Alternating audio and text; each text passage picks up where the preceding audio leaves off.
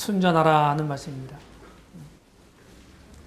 버가모 교회는 참 별로 좋지 않았어요. 환경이. 처해 있었던 환경이 상당히 좋지 않았습니다.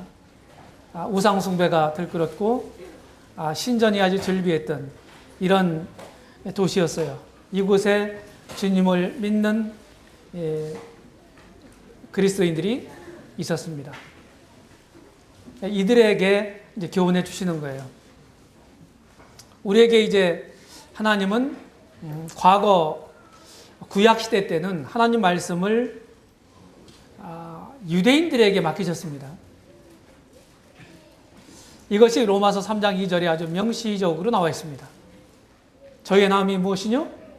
유대인들의 나음이 뭐냐? 저희가 하나님 말씀을 맡았습니다. 예. 성경 66권을 기록한 사람들 약 40여 명이라고 그러는데 그 중에 딱 한 명만 누굽니까? 유대인이 아니에요. 딱 한 명만. 누가입니다. 이방인 의사였던 누가가 누가복음 사도행전 2권만 기록했고 나머지는 전부 유대인들의 손에 의해서 기록됐고 특별히 구약 성경은 유대인들이 계속 보존했어요. 사본을 만들어가지고 계속. 근데 이 시대에는 어디에 맡겼어요, 진리를? 교회에 맡기셨습니다. 신약 성경은 사실은 교회가 보존했어요. 교회가. 그래서 우리에게 깨닫게 해주시고 가르쳐 주신 말씀들이 그냥 저절로 온 게 아니에요. 많은 값을 지불하고 여기까지 우리에까지 내려온 거예요. 좀 어려운 말을 계대된 것입니다. 이런 진리를 우리가 순전하게 잘 지켜내야 하는 것입니다. 이 버가모라고 하는 이 도성을 터키 갔을 때 가봤는데요. 거기 이제 산이 그렇게 높지 않아요. 산이 이렇게 있더라고요. 근데 거기가 버가모 아크로폴리스라고 하더라고요. 좀 이따 사진을 보여드릴게요. 거기에 전망대가 있었습니다. 이 버가모로부터 이제 지중해 에게해인데 지중해에서 이제 좀 안으로 그리스 반도와 터키 쪽으로 들어온 곳을 에게해라고 합니다. 에게해를 통해서 보스포러스 아드리아해를 거쳐서 보스포러스 해협을 거쳐서 어디로 들어가요? 흑해로 들어가는 것입니다. 한 바다까지 24km 정도 떨어졌는데 다 바다 보였다고 합니다. 그 전망대에 올라가면. 이 버가모라고 하는 말은 완전 연합 이런 의미라고 그래요. 완전 연합.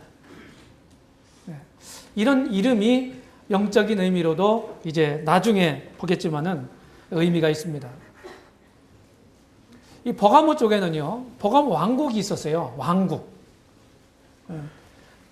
이 버가모 왕국을 세운 사람들로부터 6명의 왕들이 통치를 했는데요.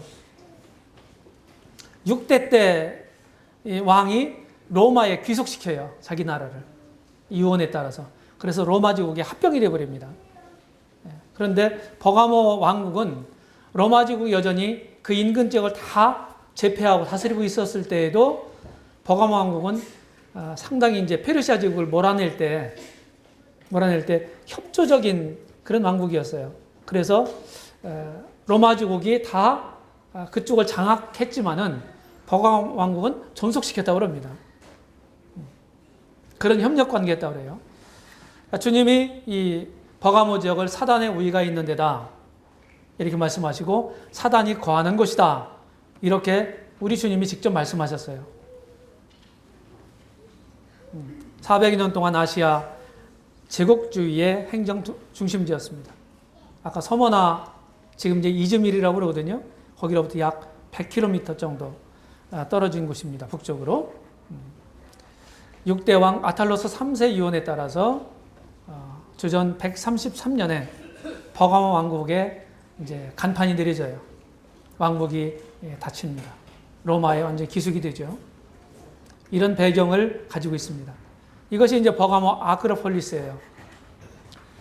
서총지 교회 멤버라고 한다면 아크로폴리스란 말이 무슨 말인지를 아셔야 됩니다. 몇 번 얘기했죠? 무슨 얘기라고 했어요? 다 까먹으셨죠? 이게 이게 이제 헬라 말인데 아크로란 말은 높은이란 뜻입니다. 폴리스란 말은 도시란 뜻이에요.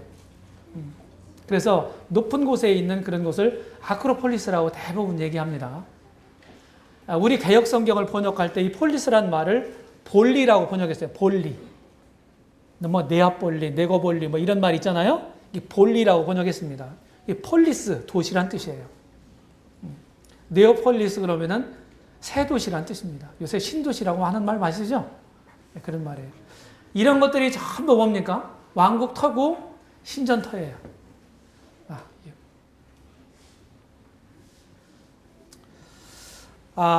이 버가모 그러면은요, 세 가지를 생각하셔야 돼요. 첫 번째, 여러 신전들이 도시 안에 다 있었다. 그래서 저는 버가모는 신전 박물관이다. 이렇게 표현을 합니다. 신전 박물관. 두 번째 유명한 게 뭐냐면 도서관이에요. 도서관. 에메네스라고 하는 왕이요, 독서 수집가였어요. 도서 수집관, 수집광. 그래가지고 큰 이 도서관을 만듭니다. 근데 당시에 이제 북아프리카 쪽에 있었던 알렉산더가 세운 도시 이름이 뭐예요? 응? 자기 이름을 따가지고 붙인 이름, 도시 있잖아요. 알렉산드리아. 교회사를 공부하시면 꼭 이 도시가 나옵니다. 기억하셔야 돼요. 여기에 큰 도서관이 있었어요. 그런데 에베소에서도 있었고요. 셀수스 도서관. 여기에도 큰 도서관이 있었다는 거예요. 이걸 기억하시면 좋겠습니다. 그런데 사실 고대에는요, 종이가 발명되기 전에는 나일강 유역에서 나는 식물로 만든 파피루스라는 것에다가 기록했어요. 그러니까 지금처럼 종이가 이렇게 질긴 종이가 아니겠죠. 그러니까 금방 훼손이 됩니다. 그래서 오래 보존을 못해요. 그래서 거기밖에 나오지 않았기 때문에 전부 수입해다가 썼다고 하는 거죠.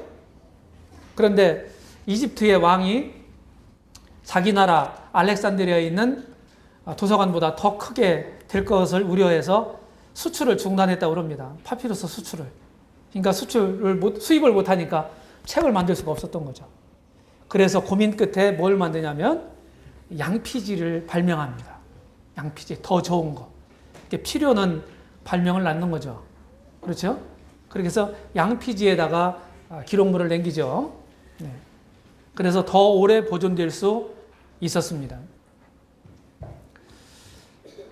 근데 아쉽게도 이제 나중에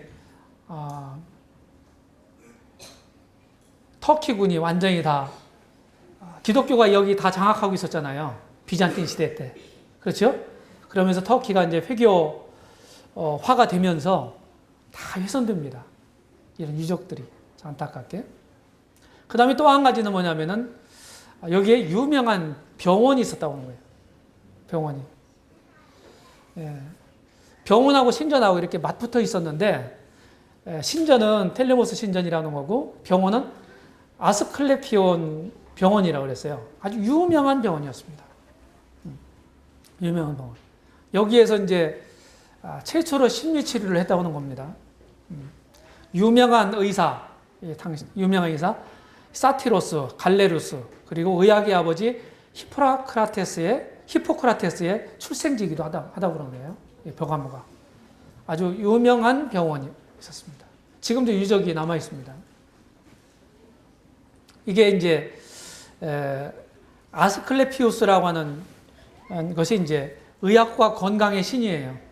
이게 아스클레피온 병원 잔재입니다. 신이 이런 신이에요. 아스클레피우스. 이게 이제 신. 여기 뭐가 있습니까? 예, 뱀이 쭉 감고 있습니다. 뱀. 그 뱀신을 숭상하는 거죠. 이게 뭡니까? 이게 WHO, 세계보건기구의 문양이에요. 이 가운데 보면 뭐가 있어요? 뱀이 있습니다. 다 여기서 따온 겁니다. 자, 우리 이제 본문을 읽어보겠습니다. 계시록 2장을 열어서 12절 이제 계속하면서 읽어보겠어요. 말씀을 전하면서 읽겠습니다. 12절만 읽겠습니다. 버가모 교회의 사자에게 편지하기를 좌우에 날선검을 가진 이가 가라사대 그랬습니다.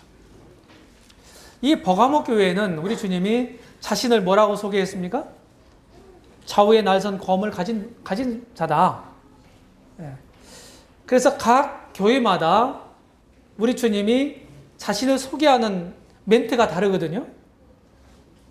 그거는 뭐하고 관련이 있냐면은 각 교회의 상태와 관련이다. 상태와. 이 점을 마음에 두시면 좋겠습니다. 이 버가모에 있었던 이 세라피스 신전이 있어요. 굉장히 웅대하더라고요. 예, 여기 가봤는데요. 그런데 기독교가 이제 보편화되면서 콘스탄틴이 기독교를 공인하잖아요. 주 313년에. 뭐 기가 딱지가 앉았을 거예요. 이 연대에 대해서는. 그렇죠. 그 이후에 이제 기독교가 이렇게 핍박에서부터 자유로워지면서 이제 번성하게 되는데 여기에 이제 신전들이 기독교가 번성하니까 어떻게 되겠어요? 신전이 문을 닫죠. 맞죠? 뭐 우상을 버리고 사시고 참되신 하나님께 돌아와서 그분을 섬기고 주 예수 그리스도를 다시 오실 주 예수 그리스도를 기다리는 사람들이 누구예요? 그리스도인 아닙니까? 우상을 버리고. 그죠? 근데 여기 보니까 이 허물어진 여기를 가봤는데 여기에 이 신전에 문 닫은 신전 한쪽에 예배당을 썼다는 거예요. 교회 예배당으로. 네. 이렇게 돼야 되잖아요, 사실은요. 이게 사실은 기독교가 번성하는 증거인데 그게 이제 한 세라피스라고 하는 신전입니다. 자, 버가모 교회에 계시던 그리스도, 좌우에 날선 검을 가진 분이다. 로마 군인들이 사용했던 롬파니아라고 하는 양날 칼이 있었다고 하는 거예요. 예. 그래서 이 계시록은 이런 걸 생각하면서 이제 이런 표현이 있거든요, 성경에도. 여기뿐만 아니라. 그래서 그걸 마음에 두시면 좋겠습니다. 주님은 하나님 말씀으로 판단하는 거죠. 우리가 잘 되는지 못 되는지, 잘하고 있는지 못하고 있는지, 어떤 사람이 제대로 믿는지 안 믿는지, 이런 것들을 뭐가 기준이 돼서 판단합니까? 네, 기록된 말씀이에요. 말씀. 이게 기준입니다. 이 성경이 하나님의 완전 무결한 계시로서의 이 성경이 바로 기독교 신앙의 교본이고 그리스도인들의 신앙의 지침입니다. 우리 주님은 이 말씀으로 판단하시는 거예요. 그리고 이제 칼이라고 하는 건 뭡니까? 하나님의 전신갑주를 사도 바울이 에베소서 6장 11절 이하에서 10절 이하에서 말씀하시면 영적 전투에 대해서 말씀하시면서 하나님 전신갑주를 말씀하고 있는데 성령의 검 곧 하나님 말씀을 가지라 하는 말씀이 있어요. 그렇죠? 17절에. 성령의 검, 성령이 사용하시는 수단이 뭐냐 이거예요. 거듭날 때 우리 속에 들어오신 성령이 우리 삶을 주관하시고 인도하시는 그 성령이 사용하시는 도구가 뭐냐 이 말입니다. 말씀이란 말이에요. 말씀. 이 말씀이 성령의 검이다. 그래서 이 검은 이제 완전 무장을 했습니다. 그리고 검이 들려 있어요. 오른손잡이는 오른손에 잡겠죠, 검을요. 왼손잡이는, 그리고 왼손에는 뭘 들겠어요? 믿음의 방패를 드는 겁니다. 오는 화전들을 다 방패를 막고 칼로 막으면서 방어도 하고, 이 칼은 방어를 할 수도 있는 거고 공격도 할 수 있는 거예요. 맞아요? 우리 똑같아요. 우리 신앙도. 우리 신앙을 보호하고 수호하고 지키고 이러려면 뭐 해야 돼요? 말씀이 없으면 안 되는 거예요. 그게 유일한 수단인 거예요. 우리 신앙을 보호할 수 있는 게 말씀. 그래서 우리가 말씀을 공부할 이유가 여기 있는 것입니다. 그 말씀 잘 알아야 되는 거예요. 늘 맹수가 먹잇감을 사냥 나갈 때 뭘 공격합니까? 뭘 공격해요? 일단 한번 쫓아요. 쫓으면은요, 뒤에 처지는 놈이 있거든요. 약한 놈, 병든 놈. 무리 가운데 떨어진 놈. 이걸 집중적으로 공격합니다. 지금요, 사자와 같이, 우는 사자와 같이 두루 삼킬 자를 찾고 있는 사단도 똑같은 원리로 합니다. 교회 잘 안 나오고, 듬성듬성 나오고, 사단의 공격을 받을 수 있는 빌미가 있습니다. 하나님 말씀을 제껴놓고서 세상 속에 푹 파묻혀 있는 사람들, 하나님 말씀을 공부하는 대신에 다른 것들을 추구하는 사람들, 이런 사람들을 제1 공격 목표로 삼는 것입니다. 넘어가도록 되어 있어요. 결국은 사냥을 합니다. 맹수가요. 그래서 하나님 말씀을 존중하고 공부하는 것, 교회 생활에 충실하는 것 매우 중요한 것입니다. 히브리서 4장 12절에 보게 되면 하나님 말씀은 살았다고 그랬어요. 살았고 운동력이 있다. 좌우의 날선 어떤 검보다 더 예리하다. 그래서 혼과 영과 골수를 찔러 쪼개기까지 한다. 그 하나님 말씀 앞에 모든 것이 다 드러난다. 이렇게 말씀하고 있어요. 말씀을 제대로 알면 내 신앙을 지킬 뿐만 아니라 다른 사람들의 신앙도 지켜줄 수 있는 이런 사람이 되는 거예요. 말씀을 검으로 사용한 용례들이 이렇게 있어요. 보세요. 다 일일이 말씀을 드리지 않겠습니다. 하나님 말씀은 양날 칼이다 하는 거예요. 그래서 매우 예리하다고 그랬어요. 예리하다. 여기에 이제 이한 검이 나오니 그랬거든요. 주님의 입에서 이한 검이 나와요. 이한이란 말은 영어로는 샤프하다는 뜻이에요. 예리하다 그런 뜻이에요. 그래서 하나님 말씀을 우리가 사용할 때 어떻게 해야 돼요? 조심스럽게 사용할 필요도 있어요. 잘못 사용하면 다치거든요. 다른 사람을 다치게 할 수도 있는 겁니다. 그다음 두 번째 단락에서 주님이 칭찬하세요. 버가모교회 칭찬하시고 또 책망도 받습니다. 그것을 우리가 읽어보겠습니다. 13절부터 15절까지 읽겠습니다.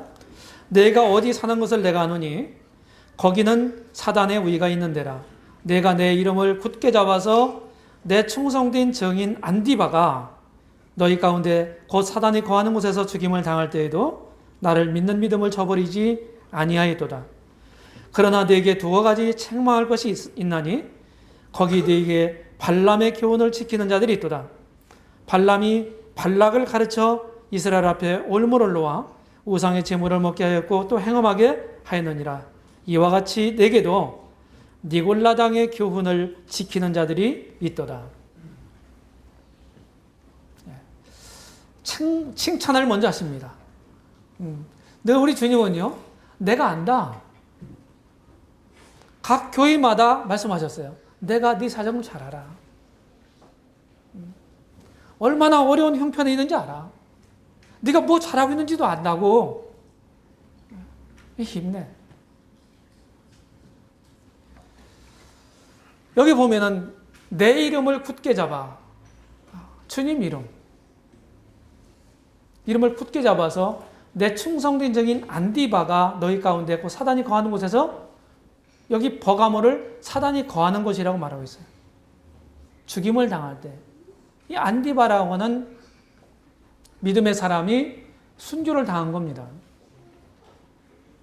주님 이름 때문에, 주님을 믿는다는 이유 때문에. 그런데도 나를 믿는 믿음을 저버리지 않았다. 그 믿음을 우리 시대에는, 우리 대한민국에는 지금은 그런 거 아닌 것 같은데요. 사실은 우리가 가지고 있는 신앙을 지키기 위해서 때로는 우리 목숨도 내놓아야 되는, 우리 목숨과 맞바꿔야 되는 그런 때가 있었고 앞으로도 있을지 모르겠어요. 이 버가모 교회는요, 주님에 대한 신앙을 지키기에 굉장히 열악한 환경에 있었어요. 왜냐하면요, 우상 숭배가 완전히 들끓고 있었어요. 여기 신전 박물관이라고 말씀드렸죠. 여기 보세요.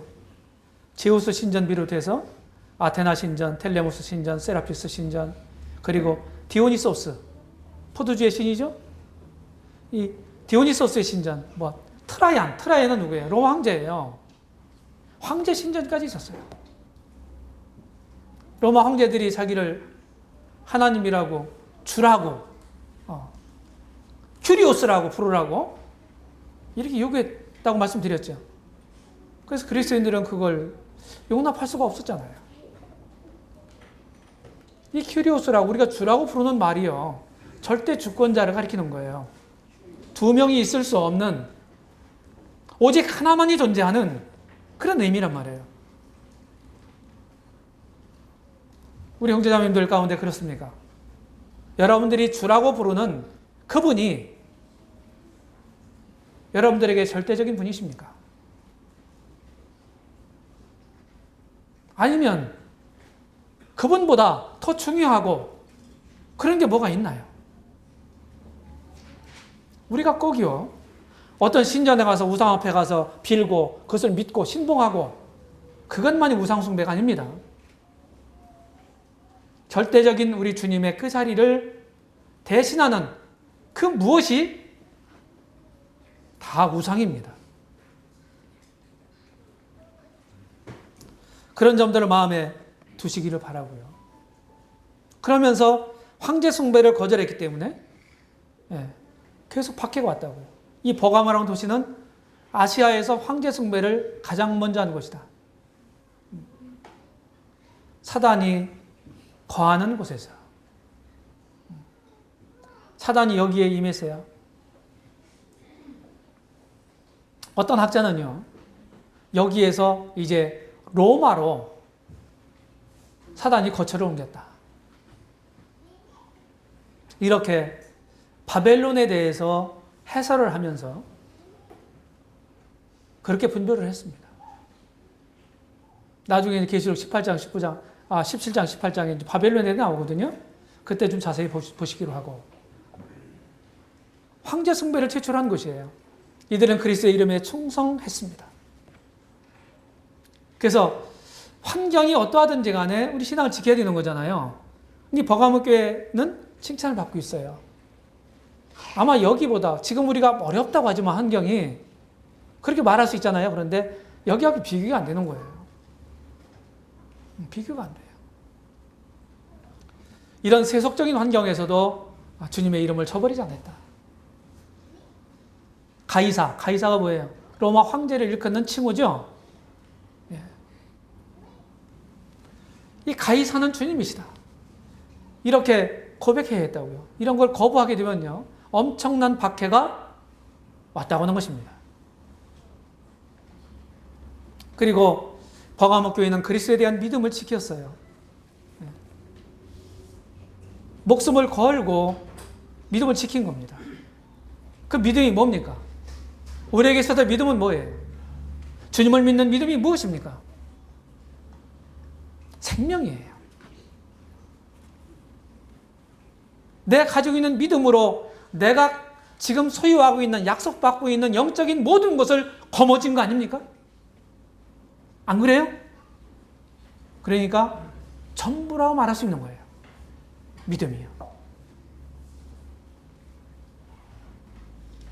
세상에서 사단이 이제 타협을 이렇게 유혹해 올 때요. 유혹해 올 때 타협하도록 하거든요.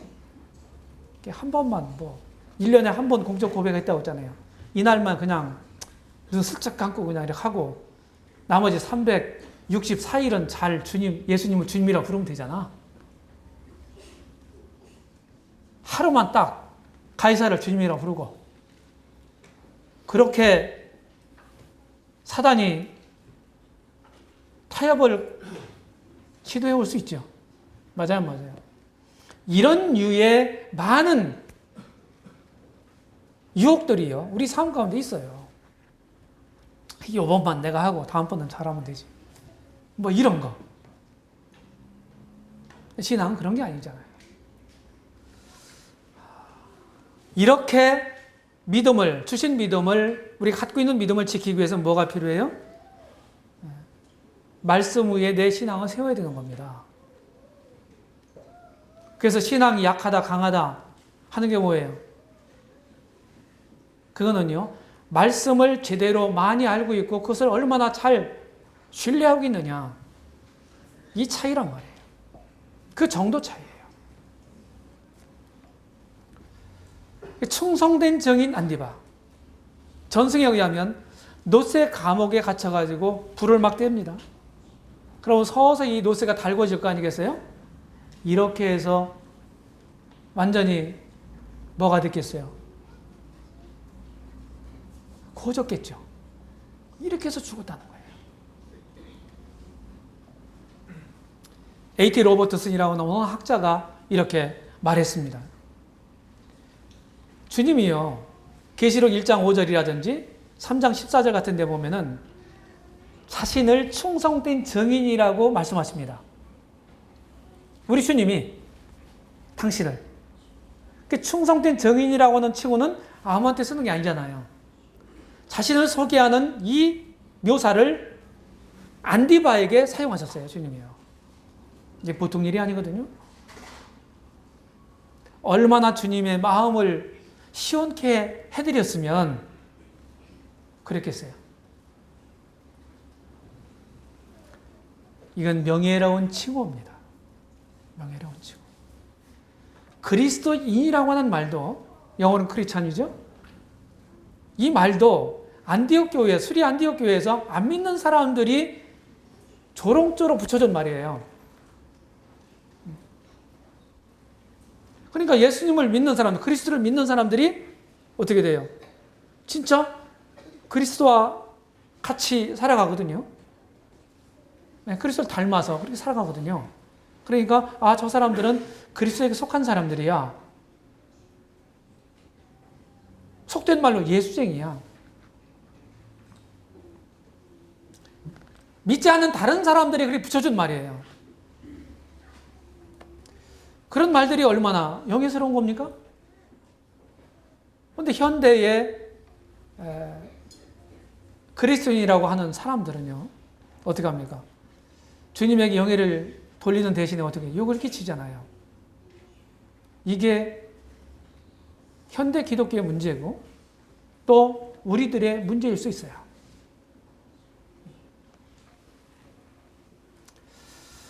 여기에 이제 교회사적으로 이 버가모 교회는 이제 콘스탄틴이 기독교를 공인한 이후에 국교화가 되는 과정이요. 캐톨릭이 정립되기 전까지의 이런 교회의 상을 대표한다 이렇게 봅니다. 학자들이. 그래서 교황제도가 정립될 때가 추후 590년이에요. 그래 우리 1세가 처음 교황이 될 때 그때 공식적으로. 그래서 이 교회사적으로 이때에는 뭐 어떤 논쟁이 있었냐면 삼위일체 논쟁이 굉장히 극렬할 때입니다. 그래서 아리우스라고 하는 사람이 가르침, 삼위일체를 부정하는 거거든요. 이제 그런 가르침이 굉장히 팽배했던 시절이에요. 그런데 아타나우스라고 하는 사람이, 아타나시우스라는 사람이 그걸 뒤집습니다. 그래서 올바른 결정을 하도록 해요. 교회 회의에서. 올바른 결정을 하도록 해요. 삼일체 논쟁이 그래서 일단락이 듭니다. 이때. 그때 뭐라고 이제 아타나시우스가 뭐라고 했냐 이런 얘기를 했대요. 황제가 왜 세상은 다 당신을 반대하고 다 아리우스 저 사람을 가르침을 좋아하고 따르는데 당신은 왜 혼자 그렇게 반대합니까? 이렇게 질문하니까 세상이 다 나를 반대하면 나는 세상을 반대하겠습니다. 이렇게 말했다고 그래요. 이런 믿음의 배짱이 필요한 거 아니에요? 그 진리를 따르고 진리를 추종하고 주님을 믿고 주님을 따르고 이런 문제는요. 사람의 수와 관계없어요. 많은 사람들이 한다고 해서 그게 진리고 소수가 한다고 해서 그건 비진리고 그런 게 아니란 말이에요. 그러니까 하나님의 교회에서 다대수가 이런 생각을 가지고 있습니다. 이게 옳을 수도 있지만 틀릴 수도 있어요. 교회는 민주주의가 아니에요. 언제나 하나님의 이름을 두신 곳에서 항상 그랬어요. 노아홍수 직전 보세요. 하나님 보시기에 그게 중요하잖아요. 자, 소수가 옳았습니까? 다수가 옳았습니까? 소수가 옳았어요. 그렇죠? 그 다음에 이제 이스라엘 민족들이 이제 가데스 바네에서 이제 정탐하지 않습니까? 40일 동안 가나안 땅에 들어가기 전에 12명이 들어와서 보고한 내용을 민수기 13장, 14장에 나오는데 다수가 옳았어요? 소수가 옳았어요? 네? 소수가 옳았단 말이에요. 10대 2로. 반대한 사람이 10명이에요. 그 다음에 교회사적으로 보게 되면 어떻습니까? 항상 하나님 편에 서 있었던 사람들이 소수였어요. 많지 않았어요. 지금도 이 원리는 여전히 존재하고 있다. 그래서 내가 하나님의 남은 자라는 표현이 있거든요. 구약성경에도 많이. 이 남은 자 중에 한 사람에게 한 사람이 되느냐 나는 내가. 이게 중요한 것입니다. 그냥 지나갈게요. 자, 그 다음에 이제 주님이 책망하세요. 14절, 15절 우리 읽은 것처럼 여기 두 가지 책망하는데 발람의 교훈을 지키는 자들에 대해서 그리고 니골라당의 교훈을 지키는 자들에 대해서 이 발람이란 사람은 민수기에 나와요. 민수기 22장, 23장, 24장에 나옵니다. 이 발람이란 사람은 어떤 사람이냐면은 모압 왕 발락이 이 사람이 선지자로 알려져 있었어요. 이 사람을 이제 이스라엘 사람들을 저주하라고 이 사람들을 이제 이 발람을 데려옵니다.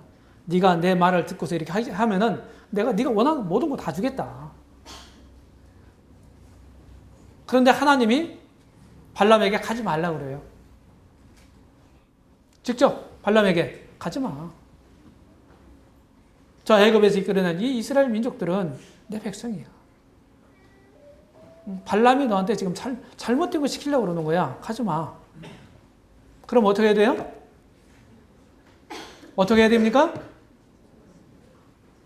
가지 말아야 되는 거예요. 그러니까 처음에 거절해요. 그런데 발락이 더 높은 사람들을 보내가지고서 또 계속 청합니다. 하나님 미리 이미 말씀하셨잖아요. 금방 즉답은 왔는데 그래 하나님께 한 번 더 물어볼게. 뭘 물어봐? 이미 확실한 뜻을 나타내셨는데 거기서 이런저런 거절을 해야 옳은 건데 이 발람의 마음 가운데는 발락 모압왕 발락이 제시하는 그 돈에 관심이 있었던 거예요. 물어볼게. 하나님 그 마음 하죠. 그래? 내가 가지 말라고 했는데 너는 가고 싶은 마음이 있구나. 그래 한번 가봐. 그리고 나귀 타고 이제 갑니다. 가던데 나귀를 통해서 어떻게 합니까? 나귀 앞에 이제 여호와의 사자가 나타나는 거예요. 그래가지고 3번이나 막습니다. 마지막에 가서는 막 안 되겠으니까 나귀가 벽에 대고 벽에 여기에 그 발람의 발 있는 데를 막 문지르죠. 그리고 깜짝 놀라가지고 막 이렇게 해서 발람이 떨어지잖아요. 계속해서 타고 다녔던 그 나귀인데 왜 이렇게 오늘따라서 이렇게 사나운지 그러면서 막 때려요. 그러니까 말 못하는 짐승 이 나귀의 입을 열어서 하나님 말씀하시죠. 이게 민수기에 기록되어 있어요. 그러면 거기서 어떻게 해야 돼요? 돌아가야 옳잖아요? 안 돌아가요. 그냥 따라가요. 줄랑줄랑 그러고서. 그리고 가서 이제 산꼭대기에 올라가잖아요. 이스라엘 민족들이 다 장막을 치는 그런 모습들이 다 보이는 거예요. 거기 가서 이제 발락이 요구하는 대로 저주하려고 합니다. 근데 하나님이 그 입을 주장하세요? 네. 성경이 충만하게 해가지고서요. 저주를 축복으로 바꾸십니다. 그렇게 하고 이제 돌아가요. 몇 번 그럽니다. 결국은 저주하려고 했다가 축복을 하게 돼요. 그래가지고 발락이라는 모압 왕이 화를 냅니다. 그리고 이 발람이라는 자가 자기 고향으로 돌아가요. 그런데 성경이 자세히 기록되지 않았는데 나중에 이스라엘에 의해서 이 발람이 죽임을 당합니다. 나중에. 왜 죽였냐면요. 민수기 25장에 보게 되면 고수비 사건이 나와요. 자, 이 방법은 안 되겠다. 그래가지고 이 발람이 모아방, 미디안 사람들에게 뭐예요? 이 사람들을 영적으로 무력화시킬 수도 있는 방법을 허락한 거예요. 미인계를 쓰게 한 겁니다. 미인계. 여자들을, 이방 여자들을, 이스라엘 남자들을 유혹하도록 한 거예요. 그래서 고소비 사건이라는 것이 기록되어 있어요. 민수기 25장에. 이렇게 해서 큰 전염병이 생기게 해서 많은 사람들이 죽잖아요. 이스라엘 사람들이. 이런 것들이 이제 발람의 교훈인데, 이런 그 성경적 배경인데, 발람의 교훈이라는 게 뭐냐? 우상 숭배가 성행했던 지역이라고 그랬죠. 우상의 재물을 먹고 성적으로 부도덕해지고 이런 거예요. 그런 것들을 그때 그 사회 환경이, 버가모 사회 환경이 그랬기 때문에 그런 것들을 그냥 받아들인 거예요. 마치 고린도 교회처럼. 하나님 말씀을 전하는 것을 자신의 이익과 결부시키는 이런 거예요. 그래서 유다서 1장 11절에 보게 되면은 발람에 대해서 말씀하는데, 발람이 어떤 사람이에요? 불의의 싹스를 위하여 어그러진 일로 달려간 사람이다. 이렇게 정의하고 있습니다. 불의의 삭스를 위해서. 요즘 우리가 세상적인 그 가치관이 뭐예요? 돈이거든요. 경제예요, 경제. 너무 우리가 이런 쪽에 치중하게 되면 어떻게 돼요? 영적인 게 밀려나게 되고 어떻게 됩니까? 세속적인 사람이 되는 겁니다. 경건을 잃어버려요. 물론 물질 필요해요. 그게 필요 없다는 말이 아니에요. 여기에다 우리 마음을 두면 안 된다 이 말이에요. 이게 발람의 교훈입니다. 경제적인 그런 것에 마음을 빼앗기고 그 다음에 부도덕하고 세상과 타협하면서, 이게 발람의 교훈이고, 또 하나는 니골라당의 교훈이라는 거예요. 니골라당의 교훈은요, 니골라라는 사람이 사도행전 6장에 7 집사 중에 한 명이 나와요. 맨 나중에 언급된 사람인데 안디옥 사람 니골라라 그랬어요. 그래서 어떤 분들은 역사적인 견해는 안디옥 출신 이 니골라가 이제 변질이 돼서 그를 따르는 무리들을 지칭하는 말이다. 이렇게 말하는 분들이 있어요. 그래서 자유주의적인 이런 사상을 가진 사람들이고 우상숭배와 부도덕에 빠진 사람들이다. 그래서 이와 같이 너희 가운데 니골라당의 교훈을 지키는 자들이 있도다. 이렇게 이와 같이란 말을 통해서 발람의 교훈과 니골라당의 교훈을 그냥 같이 보는, 동일시하는 이런 분별하는 사람들이 있어요. 근데 그거는요, 정확한 근거가 없어요. 이게 만약에 아니라면 그 집사 니골라라고 하는 분에게 우리는 많은 죄를 짓는 겁니다. 그렇죠? 사실이 충분하지, 확실하지 않은데도 그렇게 몰아붙이면 안 되잖아요. 그래서 또 다른 견해가 있는데 어원적 견해를 분별하는 경우가 있어요. 니코, 니케. 이 말이 무슨 말입니까? 니케 여신이 있잖아요. 그렇죠? 나이키라는 상품명이 거기서부터 왔어요. 이 승리한다, 정복한다는 뜻, 이 말하고 라오스라고 하는 말의 합성어다, 니골라라는 말은. 그래서 사도시대 말기에 오직 장로들만이 하나님의 일을 한다고 하는 이런 생각을 가지고 있는 사상이 출현하기 시작합니다. 하나님과 백성들 사이에 이 사람들은 특별한 사람들이다. 마치 구약적인 개념을 가지고 이렇게 신약교회에도 적용을 했던 거죠. 그래서 이런 사람들이 니골라당이라고 불리는 사람들이다. 이미 우리가 살펴봤지만은 에베소 교회에는 니골라당의 행위가 있었지만은 버가모 교회는 니골라당의 교리가 있었다. 교리. 사람들이 생각이 처음 시작되고 이것이 점점 체계화되면 뭐가 돼요? 제도가 되고 교리가 되는 거예요. 이렇게 생각하는, 그래서 니골라당은 성직자 제도의 발흥이다. 이렇게 스코필드 박사는 분별합니다. 이제 권고를 하죠. 회개하라는 거예요. 회개하라. 구원받을 때 회개는 칭의를 위한 회개입니다. 그런데 교회에도 회개하라고 말씀하시죠? 그럼 그 회개는 뭐예요? 회개가 한 번이라면. 회개는 성경에 한 번이라고 말하고 있지 않아요. 구원받을 때 회개가 필요하고 구원받은 후에도 회개가 필요합니다. 그래서 구원받을 때 회개는 칭의를 위한 회개고 칭의적 회개라고 해요. 구원받은 후에 하는 회개, 우리가 자백이라고 하는 거죠. 그건 성화를 위한 회개예요. 성화. 그래서 늘 우리가 마음에 걸리는 죄가 있으면 하나님 앞에 회개해야 합니다. 그래야 하나님과의 교통이 회복이 되는 것이죠. 경고를 합니다. 16절에 보면 그러므로 회개하라. 그렇지 아니하면 내가 네게 속히 마여 내 입에 검으로 그들과 싸우리라. 내가 속히 말이라. 주님이 다시 오신다고 하는 이 선포는 주님이 오늘 저녁에 오실 거야. 이런 선포를 여러분 들으셨다면 어떤 생각이 드세요? 둘 중에 하나일 거예요. 하나는 그래 빨리 오십시오 주님. 아멘 주 예수에 오시옵소서. 이런 사람이 있는가 하면 아이고 아직은 아닌데요 주님. 이런 생각을 하는 분들도 있을 거예요. 주님이 오신다고 할 때 그래 빨리 오세요 주님. 주님 기다립니다. 기다리고 있어요. 이렇게 대답을 해야 이게 정상이거든요. 근데 그렇지 않은 생각이 들면요. 내 신앙에 지금 문제가 있다. 이런 뜻이 되는 겁니다. 이런 뜻이 되는 거예요. 그래서 주님이 내가 속히 말이라. 이 복암교회 말씀하셨어요. 내 신앙을 점검해 보시기 바랍니다.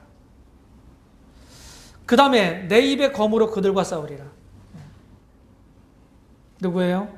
발람의 교훈을 따르는 사람들, 니골라다의 교훈을 따르는 사람들. 세상적인 가치관을 가지고 교회 안에 존재하면서 살아가는 사람들. 그리고 하나님의 백성 위에 군림하려고 하는 사람들. 마치 신학적인 인물을 든다면 요한 3서에 나오는 디오드레베예요. 으뜸되기를 좋아하는 사람. 이런 사람들과 싸우겠다고 말씀하시는 거예요. 그 다음에 약속을 주시죠. 누구에게? 이기는 자들에게. 이기는 자에게. 약속을 주세요. 여기 보면 17절에 보게 되면은 귀 있는 자는 성령이 교회들에게 하시는 말씀을 들을지어다. 이기는 그에게는 내가 감추었던 만나를 주고 또 흰 돌을 줄 터인데 그 돌 위에 새 이름을 기록한 것이 있나니 받는 자 밖에는 그 이름을 알 사람이 없으리라. 여기 두 가지 약속하시는데 감추었던 만나. 이 만나가 뭡니까? 출애굽 16장에 처음 나오죠? 출애굽한 다음에 광야에서 유일한 하나님이 공급하시는 음식이었어요. 식물. 이거 40년 동안 먹고 산 거예요. 광야에서 이스라엘 사람들이. 그럼 이 만나는 뭘 우리 주님이 요한복음 6장에서 나는 하늘로부터 내려온 산떡이다. 우리 조상들은 광야에서 만나를 먹고 살았지만은 우리는 신약시대에 우리는 누구예요?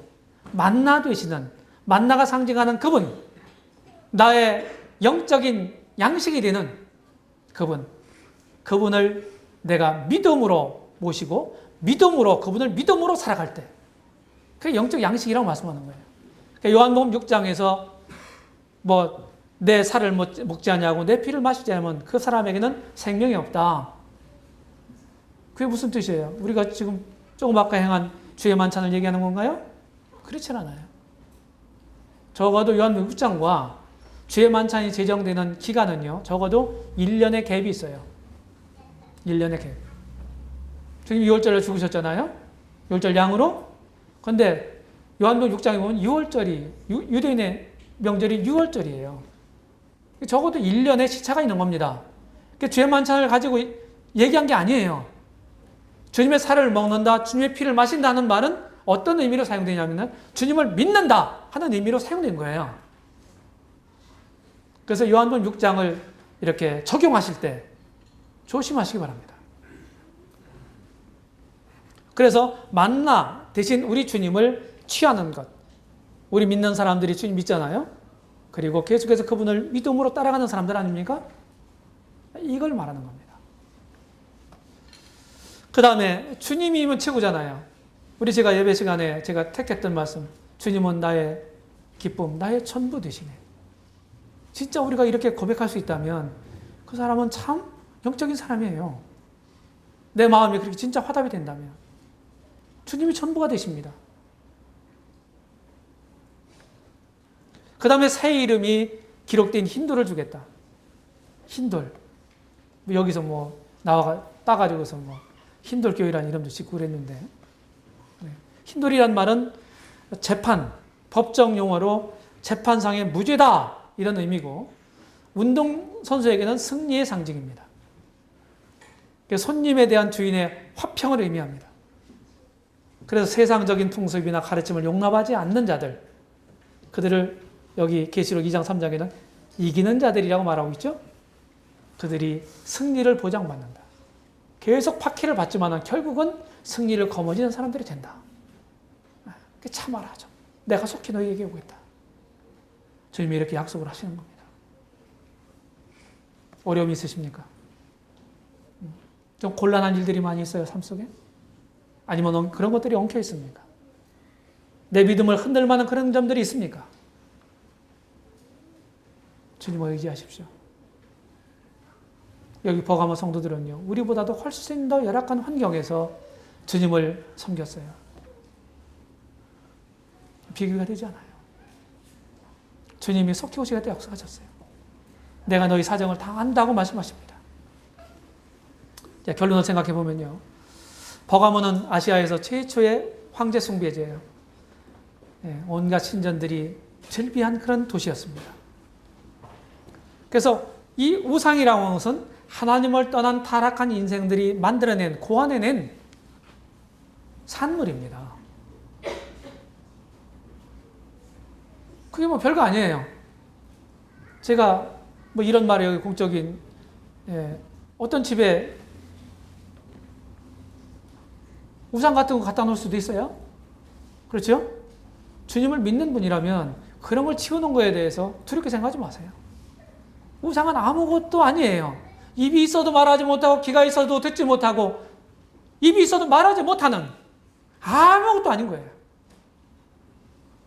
거기에 귀신이 붙어있는 줄 생각하고서 두려워하거든요. 사단이 속이는 거예요. 그래서 우상 숭배는 하나님의 진리를 거짓 것으로 바꾸고 피조물을 조물주보다 더 경배하고 섬기는 것입니다. 이게 우상 숭배예요. 우리는 뭡니까? 사시고 참되신 하나님, 그분께로 돌아온 사람들이에요. 그분 섬기는 사람들입니다. 그리고 우리 주님이 다시 오심을 기다리고 있는 사람들입니다. 내 눈을 가리고 내 앞을 가려막는 어떤 것이 있습니까? 그런 것들이 우상일 수가 있습니다. 그 다음에 두 번째는 버가모 교회에게 주님은 자신을 좌우에 낮은 검이라고 말씀하시죠. 검을 가진 이다. 믿음을 위해서 어떤 것을 포기할 때 주님은 그런 걸 아시는 거예요. 경제적 손실이 있을 수 있어요. 주님을 섬겨 따르는 과정에서 건강을 해칠 수도 있습니다. 다른 사람의 관계가 어려워질 수도 있어요. 그럼에도 불구하고 주님을 따르는 길목에서 내가 당하는 불이익을 주님은 다 하시는 겁니다. 우리가 일부러 관계를 나쁘게 할 필요는 없지만 주님을 믿는 믿음을 포기하라고 했을 때, 그것을 수호하기 위해서 그들의 요구를 듣지 않을 때 관계가 악화될 수 있죠. 직장의 상사가 그럴 수도 있어요. 집안에서 여러분들의 권위인 부모가 그럴 수도 있습니다. 남편이 그럴 수도 있어요. 근데 그런 걸 우리가 극복하고 감당해 가면 주님이 그 사실을 다 아시는, 내가 보상해 주마. 그런 주님을 의지하고 가시기 바랍니다. 우리는 말씀의 빛으로 우리 자신을 비춰봐야 합니다. 내가 지금 어떤 사람인지, 내 신앙 상태가 어느 수준인지, 나는 지금 합당한 길을 지금 가고 있는지 하나님 말씀으로 점검해 보시기를 바랍니다. 그래서 버가모 교회에 이기는 자들에게 약속하시고 칭찬하셨던 그런 대상이 우리 모두가 되기를 바랍니다. 기도하겠습니다.